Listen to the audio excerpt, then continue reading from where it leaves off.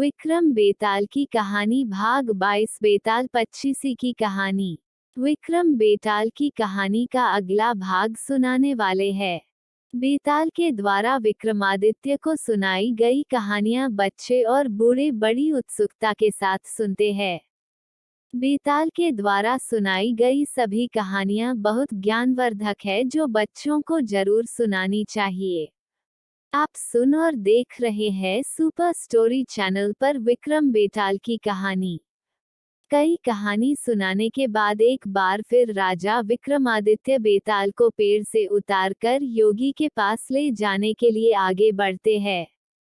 हर बार की तरह इस बार भी बेताल राजा को एक कहानी सुनाता है। आइए विक्रम बेताल की कहानी भाग 22। पढ़े लिखे मूर्ख। पूर्ण विराम। कुसुमपुर नगर में राजा शासन करता था, जहां एक ब्राह्मण अपने 4 बेटों के साथ रहता था।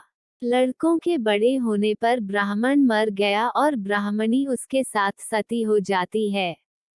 उनके रिश्तेदारों ने ब्राह्मण का सारा अर्जित धन छीन लिया और चारों भाई अपने नाना के यहाँ चले गए। लेकिन कुछ दिनों बाद उनके साथ वहां भी बुरा व्यवहार होने लगा। तब सब ने मिलकर एक ही सोचा कि उनको कोई विद्या सीखनी चाहिए। ये सोचकर चारों 4 दिशाओं में चल दिए। कुछ समय बाद चारों विद्या सीखकर एक स्थान पर मिले।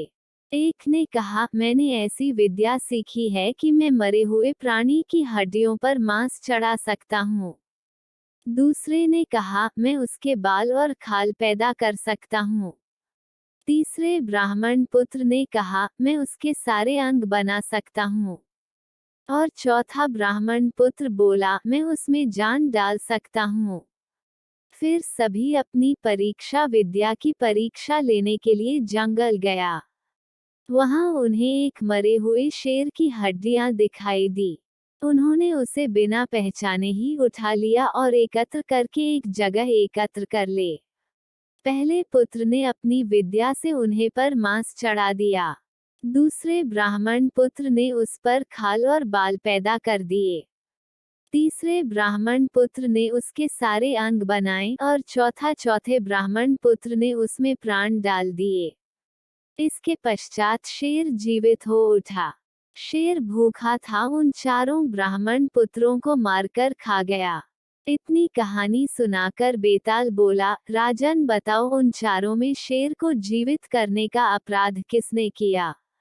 राजा ने कहा, जिसने प्राण डाले, क्योंकि बाकी तीनों को तो ये पता नहीं था कि वह शेर बना रहे हैं, इसलिए उनका कोई दोष नहीं। राजा का जवाब सुनकर बेताल बहुत खुश हुआ और बोला, राजन तुमने मार्ग में न बोलने की अपनी शर्त तोड़ दी। इसके पश्चात बेताल वापस पेड़ पर जा लटका। राजा विक्रम बेताल के पीछे पीछे जाकर उसको पकड़ कर लाते हैं। बेताल राजा विक्रम को रास्ते में फिर से एक नई कहानी सुनाता है। तो आज की विक्रम बेताल की कहानी में इतना ही। फिर मिलते हैं नई कहानी के साथ। सुनते और देखते रहिए सुपर स्टोरी चैनल पर विक्रम बेताल की कहानियाँ।